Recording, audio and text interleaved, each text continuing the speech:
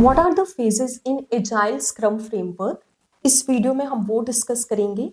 Agile के बहुत सारे फ्रेमवर्क होते हैं, लेकिन जो मोस्ट कॉमनली यूज होता है आईटी या सॉफ्टवेयर डेवलपमेंट के प्रोजेक्ट्स में वो होता है स्क्रम फ्रेमवर्क। तो इस वीडियो में आज उन फेजेस का ब्रीफ ओवरव्यू होगा। Hi, I'm Anisha Soni, having 13 plus years of experience working as a project manager।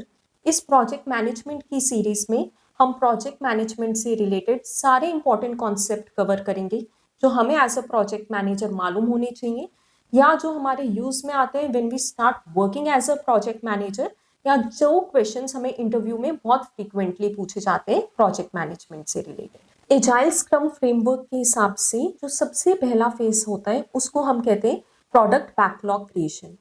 इस फेज में हम अपने की स्टेक होल्डर्स आइडेंटिफाई करते हैं, उनको रोल असाइन करते हैं और product owner product backlog create करते हैं। अब प्रोडक्ट ओनर कौन होता है? ये ऐसा इंडिविजुअल होता है जो हमें बताता है कि व्हाट शुड बी बिल्ड। ये यूजर्स और बिजनेस नीड दोनों को अंडरस्टैंड करता है और बताता है कि कौन सी फीचर्स उस प्रोडक्ट में होने चाहिए। जो list of features product owner define करता है प्रोडक्ट के लिए, उसको हम क्या कहते हैं? Product backlog. प्रोडक्ट बैकलॉग एक फ्लेक्सिबल डॉक्यूमेंट है। यहाँ पे वाटरफॉल की तरह डिजिट रिक्वायरमेंट्स नहीं आती हैं। प्रोडक्ट बैकलॉग अपडेट होता रहता है कस्टमर के फीडबैक के हिसाब से। अगर हमें कोई टेक्निकल चैलेंज आ रहा है या हमारी बिजनेस नीड कुछ चेंज हुई है तो उस हिसाब से हमारा प्रोडक्ट बैकलॉग अपडेट होता रहता है। इसमें हम टेंटेटिव टाइमलाइंस और हाई लेवल कॉस्ट भी मेंशन कर सकते हैं, लेकिन वो चेंज हो सकते हैं या होते रहते हैं जब हमारा प्रोडक्ट बैकलॉग अपडेट होता है उस हिसाब से। एजाइल स्क्रम फ्रेमवर्क में जो सेकेंड फेज है उसको हम कहते हैं स्प्रिंट प्लानिंग। अब स्प्रिंट क्या होता है? स्प्रिंट होता है कि हमने कुछ टास्क या फीचर्स लिए प्रोडक्ट के और उसको एक शॉर्ट पीरियड में हमें कंप्लीट करना होता है। जनरली 1 से 4 हफ्तों का स्प्रिंट होता है, बट जो मोस्ट कॉमनली होता है हम 2 वीक्स का स्प्रिंट लेते हैं।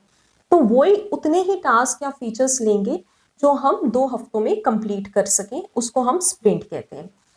इस स्प्रिंट प्लानिंग के फेज में प्रोडक्ट ओनर टीम के साथ डिस्कशन करता है और डिसाइड करता है कि कौन से लिस्ट या फीचर्स प्रोडक्ट बैकलॉग के हम ले सकते हैं अपकमिंग स्प्रिंट में काम करने के लिए। तो जो भी फीचर्स और टास्क वो लेते हैं जिस पे उनको काम इस पे वो काम करेंगे अपकमिंग स्प्रिंट में, उसको हम क्या कहते हैं? Sprint backlog. So all that task and features that needs to be delivered in upcoming sprint is called sprint backlog. तो स्प्रिंट प्लानिंग का जो आउटपुट होता है वो होता है sprint backlog. Agile scrum framework में जो थर्ड फेज है उसको हम कहते हैं स्प्रिंट एग्जीक्यूशन। इस फेज में डेवलपमेंट टीम स्प्रिंट बैकलॉग में काम करना स्टार्ट करती है। डेली स्टैंड अप मीटिंग्स होते हैं इस फेज में। डेली स्टैंड अप मीटिंग्स को हम डेली स्क्रम भी कहते हैं। ये 15 मिनट की मीटिंग्स होती हैं। इस मीटिंग का ये पर्पस होता है कि हमें अपनी टीम की प्रोग्रेस पता चलती रहे और अगर उनको कोई ब्लॉकर आ रहा है तो उस पर टाइमली रेजोल्यूशन मिल सके। 3 मोस्ट फ्रीक्वेंटली क्वेश्चंस जो हम डेली स्टैंड अप मीटिंग्स में पूछते हैं वो ये है कि what did you do yesterday? आपने कल किस चीज पे काम किया था? What will you do today? आज आप किस चीज पे काम करोगे? Are there any blockers preventing you from doing your work? कोई ऐसे ब्लॉकर है जो आपको अपने काम में आ रहे हैं उसको बताने के लिए। बट अगर हमें कोई भी डिटेल डिस्कशन करना है तो उसके लिए हम अलग से कॉल शेड्यूल करेंगे, उसको हम अपनी डेली स्टैंड अप कॉल या डेली स्क्रम में नहीं डिस्कस करेंगे। एजाइल स्क्रम फ्रेमवर्क का जो फोर्थ फेज होता है उसको हम कहते हैं स्प्रिंट रिव्यू फेज। इस फेज में जो भी हमने यूजेबल प्रोडक्ट डिलीवर किया होता है as a part of sprint, उसका हम फीडबैक लेते हैं अपने स्टेक होल्डर से, अपने क्लाइंट से, और देखते हैं कि क्या वो रिक्वायरमेंट मीट कर रहा है जो वो चाहते हैं या कुछ चेंजेस की हमें ज़रूरत है।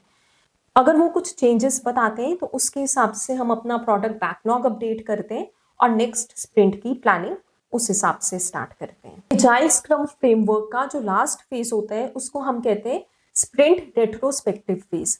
इस फेज में टीम देखती है कि स्प्रिंट पे काम करते हुए क्या सही गया, क्या सही नहीं गया, या क्या हमें इम्प्रूवमेंट की नीड है। इससे स्प्रिंट रेट्रोस्पेक्टिव से हमें नेक्स्ट स्प्रिंट की इम्प्रूवमेंट में हेल्प मिलती है और यही सेम साइकिल हमें बाकी स्प्रिंट्स के लिए भी फॉलो करनी होती है।